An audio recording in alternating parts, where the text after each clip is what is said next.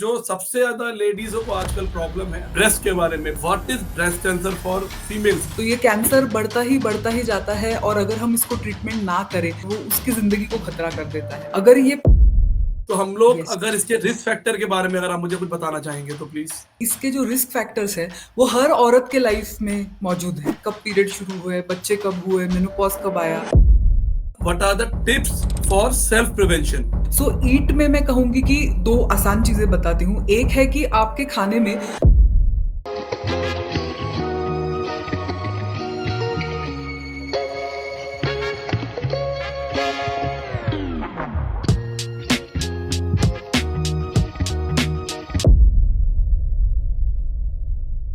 नमस्कार, मेरा नाम डॉक्टर गौरव और आज जो हमारे साथ हमारे गेस्ट जुड़े हुए हैं, मैं इंट्रोडक्शन भी इस तरीके से दे पाऊंगा। बेसिकली बहुत ही यंग और बहुत ही डायनामिक डॉक्टर मैं इनको बोलूंगा, बिकॉज मैडम इस टाइम पर आज हम लोग इसको नॉर्मल शूट करने का प्लान कर रहे थे, but she is in Bhutan for a talk. और मैडम बहुत एक्टिव रहती हैं अपने पेशेंट्स के लिए, हेल्थ अवेयरनेस के लिए, और वो अवेयरनेस बहुत सालों से दे रही हैं। तो डॉक्टर अनुश्री का हम लोग बहुत बहुत स्वागत करेंगे अपने जो है स्टूडियो में। मैम नमस्कार। और मैम अभी इस टाइम पर जो है, जो सबसे ज्यादा लेडीजों को आजकल प्रॉब्लम है, बेसिकली लेडीज शर्माती भी है, लेडीज बात भी नहीं करती हैं उस चीज के बारे में, ब्रेस्ट के बारे में। ब्रेस्ट कैंसर हो गया, ब्रेस्ट की प्रॉब्लम्स हो गई, तो मैडम उसके लिए आज जो है आपको बताने वाली है। तो एंड तक जुड़े रहिएगा, बहुत छोटा सा इंट्रोडक्शन है। मैम प्लीज थोड़ा सा आप अपने बारे में बताएं और उसके बाद फिर हम लोग शुरू करते हैं।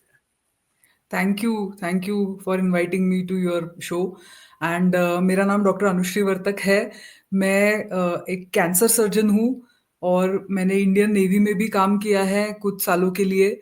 और जब मैं कैंसर सर्जन के तरीके से काम कर रही थी, आई रियलाइज कि विमेन कैंसर्स में बहुत ज़्यादा काम करने की ज़रूरत है।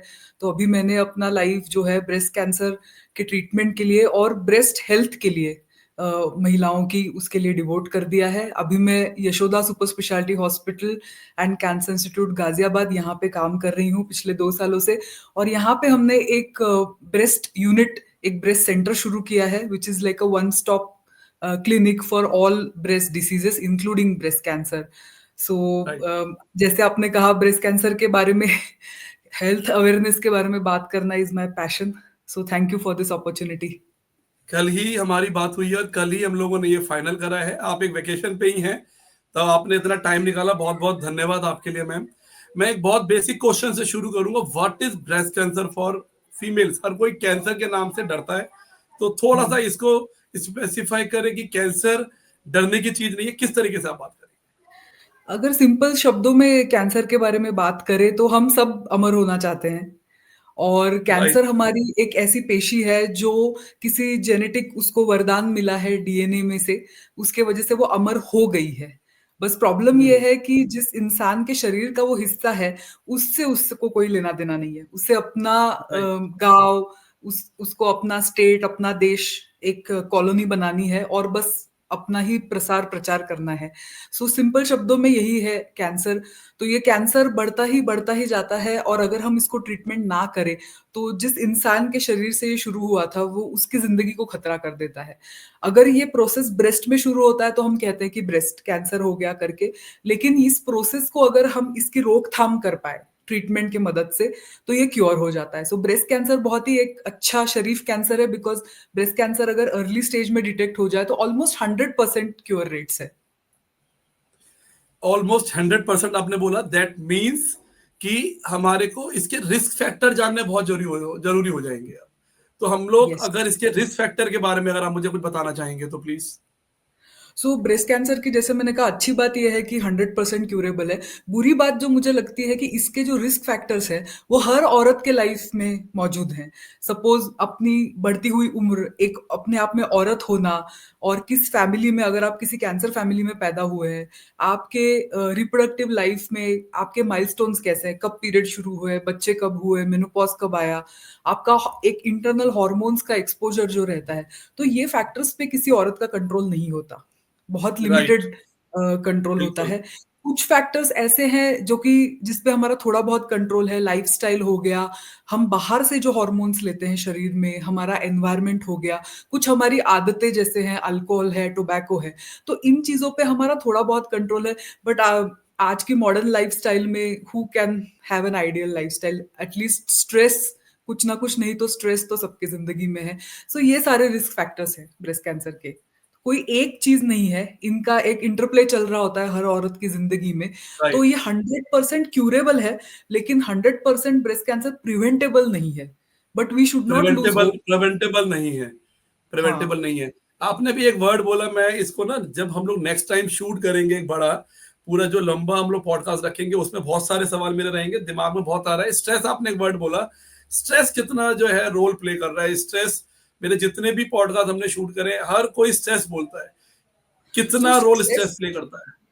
स्ट्रेस का बहुत बड़ा रोल है। इनफैक्ट जब मुझे लोग बोलते हैं कि ठीक है 100% प्रिवेंटेबल नहीं है बट फिर भी कुछ टिप्स दीजिए, तो मैं कहती हूँ ईट, एक्सरसाइज एंड प्रे। तो of course hmm. Healthy eating, regular exercise ये तो सबको समझ आता है, बट ये हम्म। प्रे जो वर्ड है, ये प्रे मेरे लिए उसका मतलब है स्ट्रेस मैनेजमेंट। तो जो भी चीज, जैसे किसी के लिए वो मेडिटेशन हो सकता है, किसी के लिए योगा हो सकता है, मैं सिंगर हूँ तो म्यूजिक मेरे हो लिए सकता अपना है, गेम्स हो सकते रियाज हो हैं। सकता है। Correct, correct. बट ये राइट। स्ट्रेस जो है, ये हमारी अंदर की हार्मोन प्रोफाइल को बहुत ही डिस्टर्ब कर देता है, और इसी से राइट। ओबेसिटी, डायबिटीज, कैंसर बहुत पनपता है। So stress management is very important. तो what you will focus, what are the tips for self prevention? Correct. So eat में मैं कहूंगी कि दो आसान चीजें बताती हूँ। एक है कि आपके खाने में आधा मतलब जो आपका प्लेट है, वो प्लांट बेस्ड फूड से होना चाहिए, वनस्पति जन्य पदार्थ है। चाहे आप रायता खाते हो, सब्जी खाते हो, सलाद खाते हो, तो उससे आपके एंटीऑक्सीडेंट्स, आपका फाइबर रिक्वायरमेंट कंप्लीट हो जाएगा अपने आप, आपका कैलोरी डेंसिटी मील का कम हो जाएगा। तो एक सिंपल टिप है ये कि आधा आपका प्लेट है वो जी। घास फूस से भरा होना चाहिए। एंड आज से सेकंड बड़ा टिप हो। इज विटामिन डी का करेक्शन। हम सब वैम्पायर्स हैं, हम कभी सूरज में तो जाते नहीं है, धूप में। तो विटामिन डी चेक करवा के सप्लीमेंट लेके उसको करेक्ट करना चाहिए। Right, right, right. मतलब हम वेम्पायर से और हम लोग सीरियसली विटामिन डी नहीं ले पाते हैं। मेरे बहुत सारे पेशेंट जो आते भी हैं तो उनका भी यही प्रॉब्लम रहता है। प्लांट्स डालने के बाद में ना हम लोग बोलते हैं भाई धूप ले लेना या विटामिन डी को करेक्ट। पूरा रखो। Right. Right. Ma'am, usually screening ना बहुत कॉमन एक वर्ड है। लोग इसको हम्म। जो है नजरअंदाज करते हैं। कैसे फीमेल्स इसको अपने आप चेक कर सकते हैं? स्क्रीनिंग कैसे हम लोग देखें इसकी? आपने ये बहुत ही इंपॉर्टेंट मुद्दा उठाया है, क्योंकि लोगों को लगता है कि सिम्टम्स आने के बाद हम स्क्रीनिंग करेंगे, और राइट। बिल्कुल ही उल्टा है एक्चुअली। जब कोई सिम्टम नहीं होते तो एज अ हैबिट हमें स्क्रीनिंग करना चाहिए। जैसे हर साल हम अपना बर्थडे मनाते हैं, वैसे हर साल हमें 1 घंटा कैंसर स्क्रीनिंग को देना चाहिए। और अगर ब्रेस्ट कैंसर की बात करें तो बहुत ही सिंपल एक फॉर्मूला है, 20 30 40। सो 20 में आप ब्रेस्ट सेल्फ एग्जामिनेशन सीखें, 30 में आप किसी भी डॉक्टर से साल में एक बार अपने स्तन चेक कराएं, और 40 के बाद आप उसमें एक्सरे स्तनों का यानी मैमोग्राफी को जोड़ दें। मेमोग्राफी। तो हाँ। So okay. मैं कहूंगी 20 साल, मतलब जैसे ही हम एडल्ट हो जाते हैं, हर औरत को ब्रेस्ट सेल्फ एग्जामिनेशन आना चाहिए। It is the okay. First step of screening. Right, right. तो do you have any model ma'am जिससे कि हम लोग एटलीस्ट अपने पेशेंट्स को, अपने ऑडियंस को हम लोग बता सके किस तरीके से हम लोग इसको कर सकते हैं? Sure. Because time so time बहुत कम है, हम लोग थोड़ा फास्ट चलेंगे। राइट। श्योर। सो ये एक आर्टिफिशियल ब्रेस्ट है।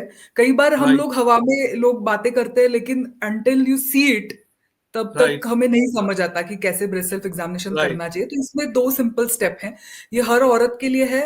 महीने में एक बार, अपने पीरियड्स के 8 10 दिन बाद, अगर पीरियड बंद हो गए हैं तो 1 तारीख का आप अलार्म लगा सकते हैं। अलार्म लगाना जरूरी है।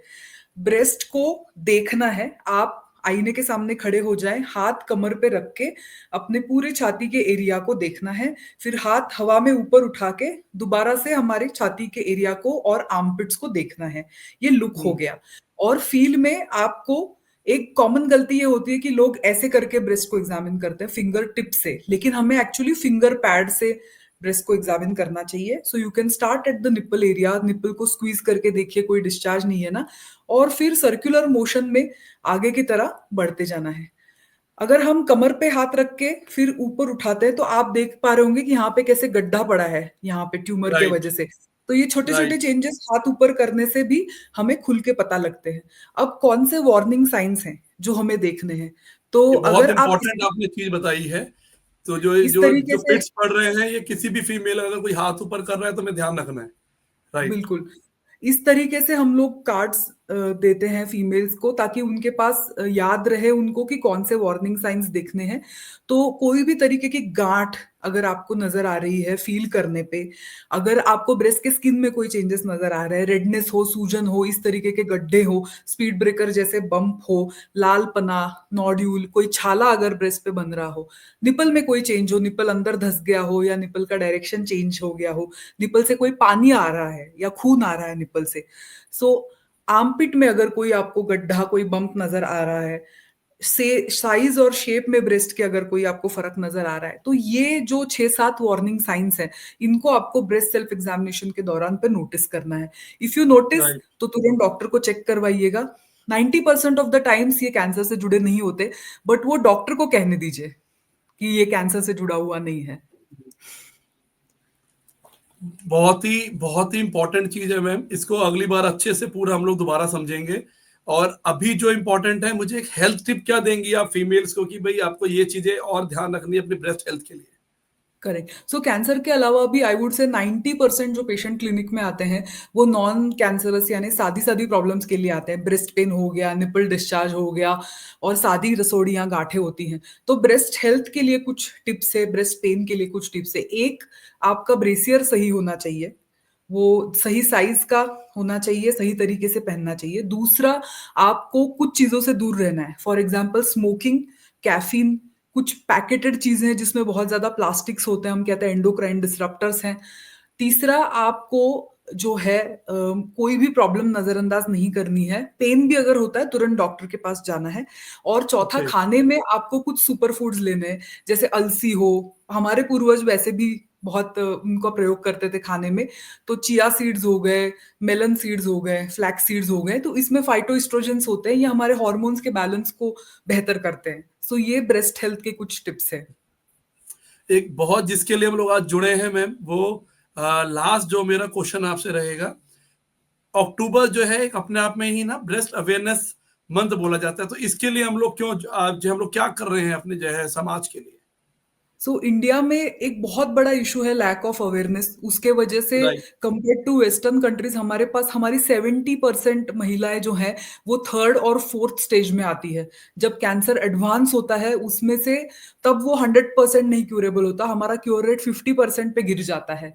तो पिंक अक्टूबर एक महीना डेजिग्नेटेड है। हम लोग तो साल भर 24/7 ब्रेस्ट कैंसर अवेयरनेस की बातें करना चाहते हैं, बट अक्टूबर का बारे में लोग भी राइट। सुनना चाहते हैं। लोग भी कहीं ना कहीं एक उस मूड में होते राइट। हैं कि ब्रेस्ट कैंसर अवेयरनेस स्क्रीनिंग के बारे में सुने। तो पिंक अक्टूबर में इवेंट्स में पार्टिसिपेट करना बहुत जरूरी है। कितनी बार हमारे सामने ऐसा आया है कि किसी राइट। इवेंट में किसी ने पार्टिसिपेट किया, उसके वजह से प्रेरित होकर मैमोग्राफी कराया और स्टेज 1 का कैंसर जो 100% क्यूरेबल है, बच बिना गया। किसी सिम्टम के वो पकड़ा गया डायग्नोस हुआ। और वो महिला बच गई। एक एक महिला उदाहरण बच गई। दूंगी, पिछले साल हमारे रैली में एक स्कूल टीचर आए थे और उन्होंने उससे प्रेरित होकर अपने स्कूल में स्क्रीनिंग कैंप करवाया। और उनके स्कूल में 2 ऐसे लोग थे जिनको कोई सिम्टम्स नहीं थे, बट ब्रेस्ट कैंसर की शुरुआत हो चुकी थी और आज वो ओहो। पूरी तरीके से ठीक हो गए हैं। सो आई थिंक मैं दैट्स सबको गुड। यही कहूंगी कि पिंक अक्टूबर ब्रेस्ट कैंसर अवेयरनेस इवेंट्स में पार्टिसिपेट करना बहुत जरूरी है, बिकॉज हमारे बहुत जरूरी समाज है। में हमें अवेयरनेस बढ़ाना है ब्रेस्ट कैंसर एक हेल्थ। बहुत ही डरावना वर्ड है, लोग डरते हैं। तो कहीं ना कहीं पर पहले ही अगर उसको हम लोग रोक लें, चाहे वो मेरा ओरल कैंसर हो, चाहे वो ब्रेस्ट कैंसर हो, चाहे किसी भी प्रकार का कैंसर शरीर में है, अपने आप में ना मैम पूरा घर परेशान होता है। और बिल्कुल। जो मेन अटेंडेंट है ना वो ज्यादा परेशान होते हैं, पेशेंट तो परेशान होता ही है, पूरा घर परेशान होता है। तो वो परेशानी किसी को ना आए, उसके लिए आपका इनिशिएटिव जो है, मुझे लगा कि इसको हमें बात करनी चाहिए, लोगों तक ये बात पहुंचानी चाहिए। तो thank you thank for you. Your time. और आप बाहर से बैठ के जो है रिकॉर्ड कर रहे हैं, अपना परिवार का समय आपने हमें दिया। और हम लोग बहुत जल्दी आज के बाद में मिलेंगे। अब जो मेरे जितने भी हमारे लिसनर्स हैं, एक हम लोग अच्छा सा शूट दोबारा करेंगे मैडम के साथ, और पूरा डिटेल्ड हम लोग किस तरीके से क्या क्या चीजों के ऊपर ध्यान रखना है, क्या नहीं रखना है, वो हम लोग बात करेंगे। Thank you very much. हंसते रहे, जुड़ते रहे, मुस्कुराते रहे और प्यार दें। Thank you very much. Thank you ma'am. Thank you very much for joining. Thank you. Thank you.